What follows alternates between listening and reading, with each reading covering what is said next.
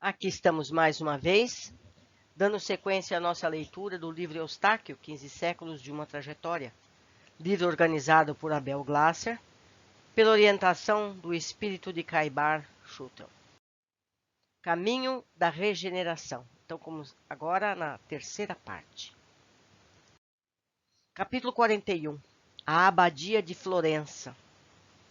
Meus queridos irmãos, os homens trilham muitas vezes caminhos já percorridos, e um homem que se considere prudente deve ter a cautela de seguir os passos dados pelos grandes homens, imitando-os.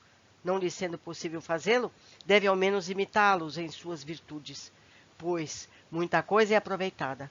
Se querem atingir um ponto distante, que o façam, como os seteiros, conhecedores da capacidade da área que fazem pontaria em local superior ao que realmente visam. Mediante tal artifício, conseguem alcançar o alvo com precisão. Confrades, percebam a desvitrificação de nossos rumos e estudos através das criativas e perfectíveis ideias de Niccolo Machiavelli. Aplausos entusiasmados. Um momento. Permitam-me continuar. Muitos seres medíocres e desprezíveis perpetuam-se no poder, não por qualidades vulgares e próprias, mas porque seguiram o ideário de grandes líderes do passado ou mesmo da atualidade. Há príncipes, tem mais na frente uma nota, entretanto, que o são por seus próprios valores, sem que tivessem fortuna. Permito-me citar Moisés, Giro, Teseu, Rômulo. Note-se, como bem ressaltou Machiavelli, que Moisés foi o mero executor das ordens de Deus. Entretanto, merece ser admirado, porque tornou-se digno de conversar com o Criador e, valendo-se da escravidão do oprimido povo de Israel no Egito, logrou que houvesse disposição em segui-lo. Destarte, caros irmãos, buscar a virtude em um líder deve ser a meta desta ordem. Tornar-se príncipe, quem sabe, de um vasto reino de consciências e aplicar os mandamentos divinos para nortear a esses povos o seu rumo na senda do rejuvenescimento das ideias. Nossa congregação não pode forquilhar, ou seja, não pode se dividir. Deve permanecer unido e firme no propósito de partilhar com o príncipe a oportunidade rara de unificar e dirigir um povo. Aplausos delirantes. Vamos ver o que Abel Glasser nos fala a respeito. A referência aos príncipes e ao modo utilizado por Maximiliano para fazer chegar aos beneditinos as ideias de Machiavelli, a fim de justificar e demonstrar que o poder por si só não é um mal e pode ser bem exercido, inclusive sob o ponto de vista religioso. Naquela época em que a unificação italiana estava iniciando os contornos mais vigorosos, era importante à ordem beneditina participar do processo político que se desenhava sem perder o seu espaço político e social até ali conquistado e adequando-se à nova ordem em vias de se instalar. A proximidade com o Vaticano obrigava-os a uma reciclagem constante de rumos e ideais, a fim de jamais entrar em conflito com o Papa, e visando atenuar eventuais crises de consciência em alguns religiosos. Tinham, ante tanta disparidade, os ensinamentos cristãos mais puros, com a realidade por eles vivenciada. O príncipe era o símbolo do poder da ocasião, e Maximiliano, estudioso do assunto, utilizava-se dessa imagem para retratar aos beneditinos a simbologia de dominação e articulações que a Igreja, de um modo geral, detinha em suas mãos. Assim fazia comparações entre o príncipe e o papa, bem como entre aquele que é sua origem religiosa. Quando ele menciona a figura do príncipe em suas palestras, tem em vista retratar ora o papa, ora a ordem dos beneditinos. Ora, o próprio príncipe Machiavelli foi secretário da chancelaria de Florença e dedicou sua obra-prima, o magnífico Lorenzo, filho de Pietro de Médici. Maximiliano teve acesso à obra, ainda não oficialmente publicada e divulgada, através dos inúmeros contatos que a ordem possuía na sociedade e na classe dirigente florentina. O próprio Lourenço deixou o mundo material sem ao menos conhecer em profundidade a obra-prima que lhe foi dedicada. Vocês conhecem Maquiavel? Ele está se referindo a Maquiavel, né, que gerou a palavra maquiavélico. E aqui o Abel nos explica o que esse beneditino estava falando, que era preciso ter um jogo de cintura entre os interesses do papado e os interesses do Cristo, do cristianismo, para não entrar em conflito com o Papa. Então, vocês veem como há um jogo de interesses na grande fundamento religioso. Por quê? Porque o problema não é a religião, e sim os religiosos. Nem todos os papas foram pessoas decentes. Há de se dizer isso? Muitos, bom, não convém aqui eu ficar explanando sobre isso. Vocês mesmos podem pesquisar e vão descobrir. Mas vamos continuar aqui com a nossa leitura. Senhores, continua o monge beneditino Maximiliano. Saudoso, ou seja, com muitas palavras, não pretendo ser, porém, faz-se mister colecionar outros aspectos do nosso ideário. Notem que aprender a ser mal é um dos objetivos de qualquer príncipe, a fim de se conservar no poder.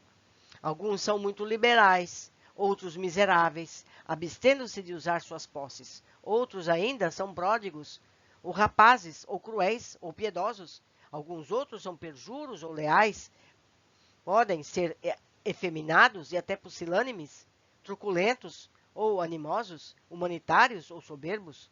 Há os que sejam casos ou lascivos, estúpidos ou astuciosos, tíbios ou mesmo enérgicos, graves ou levianos, religiosos ou ateus. A princípio, deveria o príncipe ter somente as boas qualidades, mas a natureza humana, e tal que não lhe permite a completa posse delas, o mais importante é saber ser prudente para evitar os defeitos que lhe podem tirar o governo. Defeitos e virtudes precisam ser manipulados com arguta perspicácia para servir ao poder e podem até mesmo trazer bem-estar e tranquilidade ao príncipe. Abel nos explica novamente. Pode-se bem notar, ante o discurso exposto por Maquiavelli em 1513, com a sua obra O Príncipe, de onde surgiram os termos maquiavélico e maquiavelismo, relativos à má-fé, perfídia, bem como o princípio político de que as finalidades e os objetivos devem sempre justificar os meios empregados para atingi-los. Que vergonha, meus amigos! Nessa ocasião, estudioso de obras políticas de um modo geral, Eustáquio adquire maior consciência dos valores do espírito em contraste com a filosofia dos homens. Aprende a discernir com maior acuidade entre o bem e o mal. Equilibra-se em tênue e sutil linha divisória dos lados antagônicos que se circunscreviam à sua frente. A prática dos ensinamentos cristãos, na sua essência, ou o exercício maquiavélico desses ensinamentos.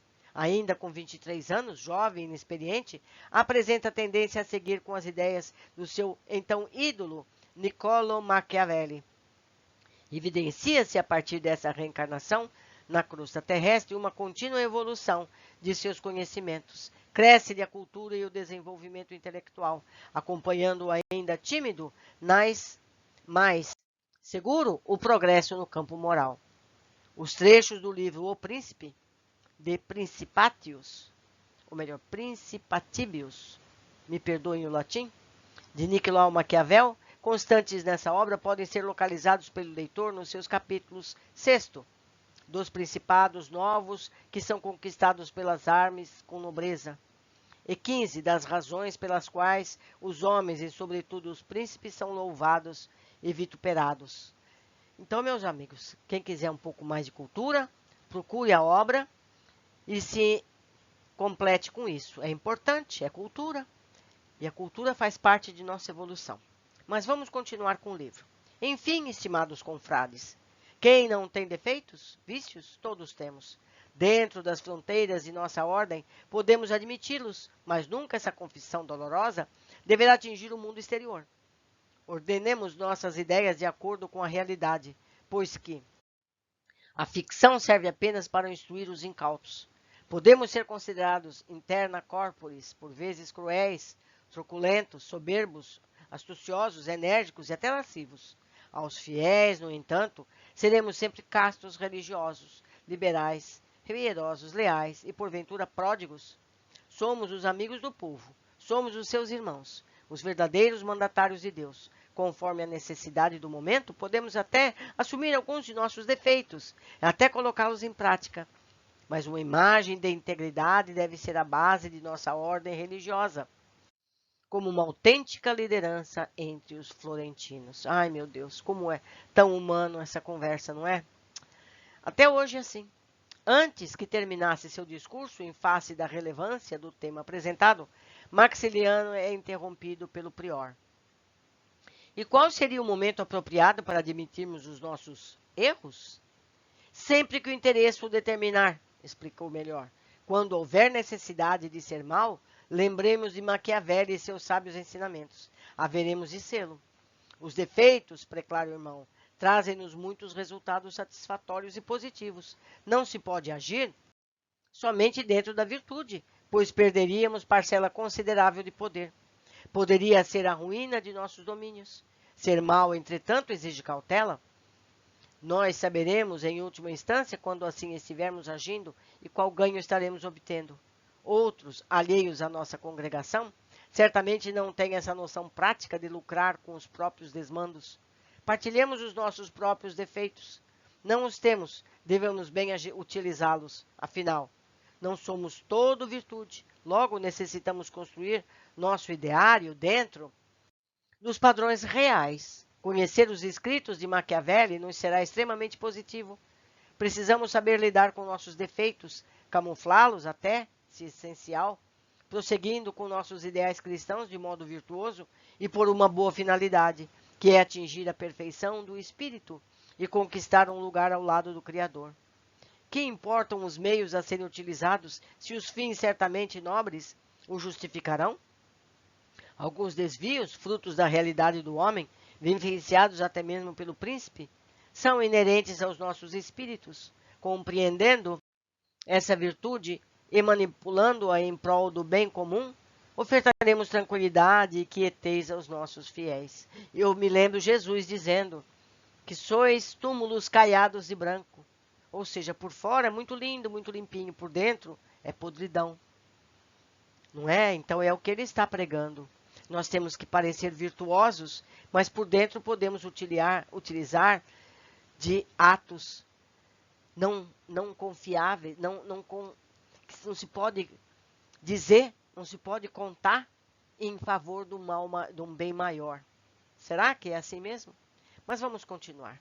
Novamente entrecortado, Maximiano enfrenta questionamento de Vidal, um dos monges presentes. Não me parece uma postura correta. Estaríamos enfatizando e incentivando os nossos defeitos em nome de um ideal questionável, como esse apresentado pelo confrade em sua palestra, não é verdade? Sabemos nós, meus amigos.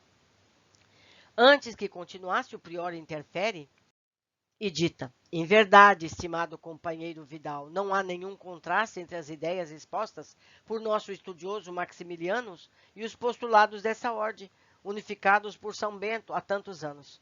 Devemos entender que o estudo do ideário de Niccolo Machiavelli representa um descortinar aos nossos surrados e arcaicos métodos de penetração na comunidade e na organização política. Hoje, certamente, esse manuscrito do diplomata não tem repercussão merecida, mas a Igreja necessita. Veja o exemplo do sumo pontífice, penetrar os corações de todos os seus fiéis, conquistando espaços e impondo-se a príncipes e reis, antes que outros aventureiros o façam. Estes sim podem fazê-lo sem a aquiescência divina, o que não é nosso caso. Parece-me interessante a tese exposta pelo nosso palestrante. Os fins justificam os meios. Continue, Maximiliano. Pois certo, meus estimados companheiros, o sofrimento do povo por vezes faz parte de sua futura redenção. Lembremos do exemplo de Moisés e dos escravos do Egito. Uma liderança se constrói num momento de agrura para determinado povo e consolida-se mais tarde, quando ocorre a fase de renascimento das esperanças. Da mesma forma que o príncipe deve buscar ser querido por sua gente, e nossa ordem necessita, a qualquer custo, manter a sua posição de prestígio na sociedade florentina. Continuemos unidos, conscientes dos nossos passos, acatemos as nossas fraquezas quando for conveniente, mas jamais expondo-as ao mundo.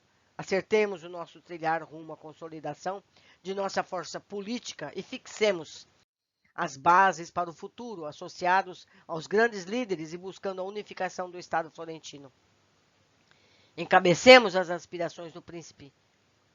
Sinto muito, meu latim é péssimo. Conil ili, dederad ad renandum praeter resignatum. Isso quer dizer, a conquista, irmãos. Melhor o português, não é? Aqui nova nota no nosso irmão Abel. Era essencial naquela época defender um Estado, cujo centro seria Florença, em fase da acirrada disputa existente entre as cidades italianas, como Milão, Nápoles, Veneza e Roma. Não lhe faltava para ser rei, não lhe faltava para ser rei, sendo um reino.